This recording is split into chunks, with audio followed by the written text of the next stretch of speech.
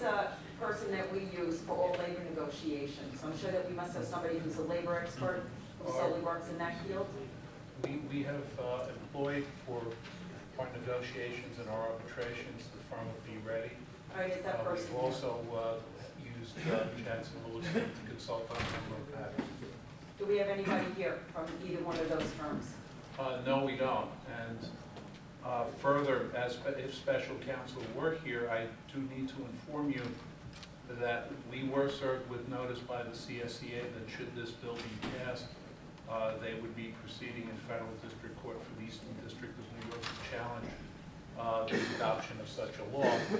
So to the extent that it implicates the litigation, I'd be asking special counsel not to comment. Well, I understand that, sir, but you know, we're talking about union people that, as I said earlier today, have shown a lot of devotion and great determination in doing their jobs, considering the fact that during the rain they were out cutting grass this morning. So, and I even think for a lot of us sitting up here, that for us to make a decision, you know, and to look at something like this to give such power to the county executive without having somebody that we could speak to in regard to labor to find out what the implications would be directly, I find that this might prove to be a moot point. I thank you very much. Mr. Chairman, why don't you tell the legislature, explain to us what exactly this law is?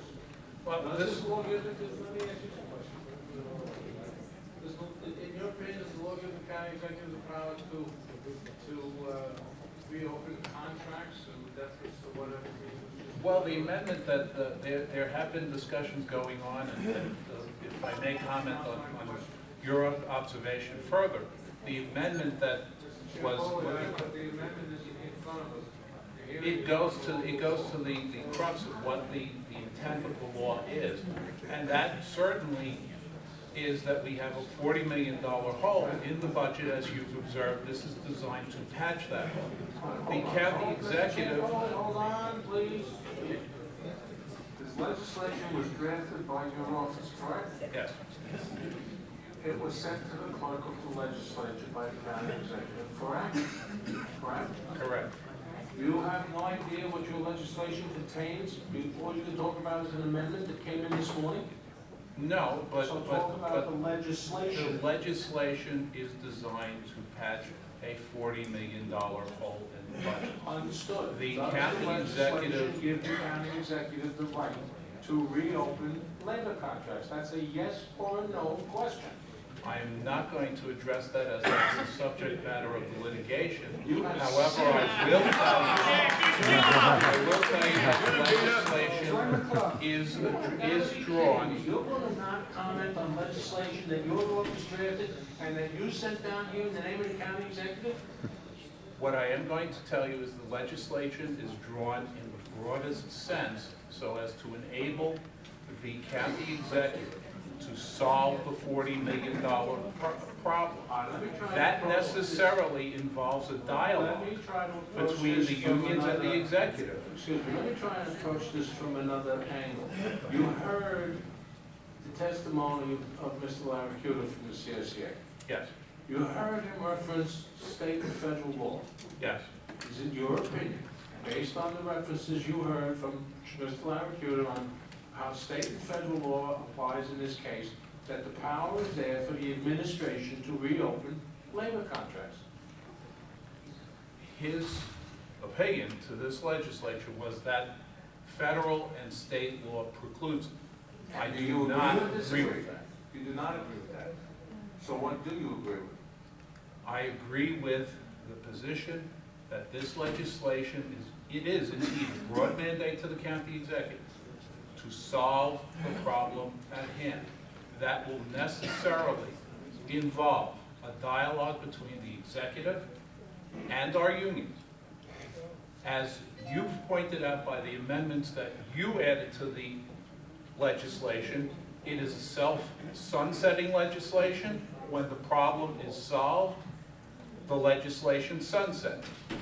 The amendment, if I may go back to that, was negotiated early this morning so as to assure that that dialogue would occur And that if there is a Negotiated between who and who?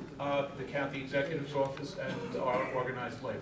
The county executive's office and organized labor. Yes. And I see organized labor in the back shaking their head, absolutely not. That's what this means, right? No.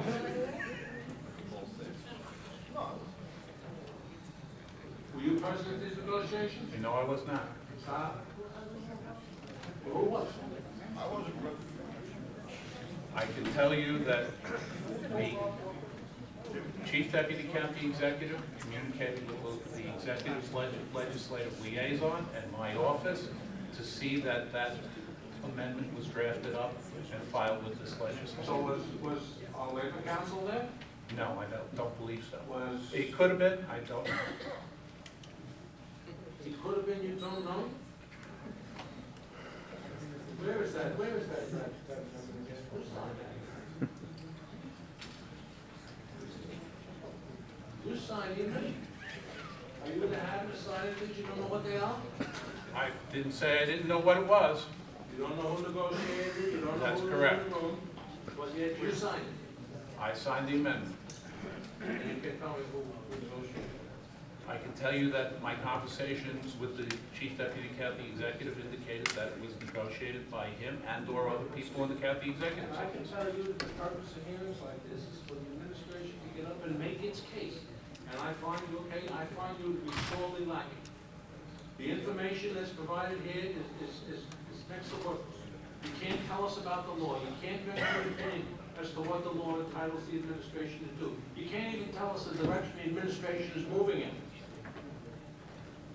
You can't tell us. The direction that the administration is moving in and must move in forthwith is to close a $40 million hole in the No budget. kidding, I'm well aware of that. That's not news, I read about it in the paper too. I call upon the deputy county executive for finance to talk to you about options that are available, but those options ultimately must be submitted to the executive, and Where is it would be his discretion. Finance, who's supposed to be here? I don't know where he I is. don't know. Where is I the didn't chief bring him with deputy county executive who's supposed to be here? He is in the Capitol and all. You, well, at least you know what it is. I see Eric Norton here, is that in response to my call for the budget, that deputy county executive? I'm here instead of Mr. Sullivan. Uh-huh. I don't know if he's gonna be able to.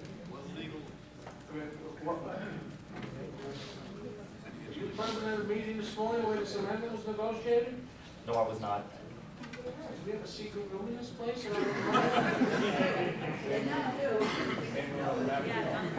We've been looking for those rooms for a while. 10 years behind.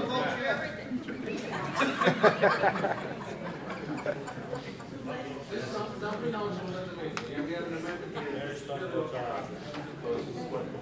The legislation that's in front of you. See, Mr. Chair, my job, amongst many others, is to get the votes necessary to pass legislation. Whether I get it from one side or the other, it's done unanimously, or it's done on a partisan divide.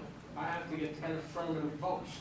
And I need information, and the legislature needs information to provide comfort level for them to provide those votes. Now, people are supposed to be here today to testify and to answer the questions of the legislators. They're not here. Now, when I go into caucus and I go in the back there and say, okay, now what's the story? How many legislators do you think are going to say, oh, this is a great idea, let's do this? Don't vote yes. Legislator Schmidt, I can only answer the questions for you that I can answer. I cannot prejudice the county's position in court, and I've been thrown into that position not by my choice. This is a broad mandated power to the county executive to come up with a solution that adds up to $40 million. It is also an incomplete work without the amendment that you inform us I'll tell you what. the emergency was rejected. Let me tell you something. We're going to conclude this hearing, and I'm not calling it over. I need more information. I appreciate the fact, I will concede to you, I appreciate the fact that apparently for reasons I I haven't found out yet, but I will. You were thrown into this at the last minute. I'm sure there's a reason why everybody's up in Albany, but I don't know what it is, but maybe it's great, and they'll come back with bushels of money and it'll go on. It'll be wonderful. But in the meantime, we'll finish the hearing, we'll call the vote at another time, and when the people who are supposed to be here, who aren't here, can be here, and we'll have one last bite at the apple to try and consolidate the 10 votes. Maybe we'll get some from that side of the aisle. You never know. I am an optimist. Anything else you'd like to add? My optimism, as does yours, springs eternal. Okay, that's wonderful. Charles Way economy. I mean, Mr. Representative Ford, obviously you're not satisfied with the question. No, I'm not satisfied at all. So, Anybody else? Glad you're not satisfied either. I'm not satisfied. Mr. Boyd Collins, you still not satisfied. Come on up. It's always a pleasure to see you. Thank you. All I can say is, wow. What an unenviable position you're in.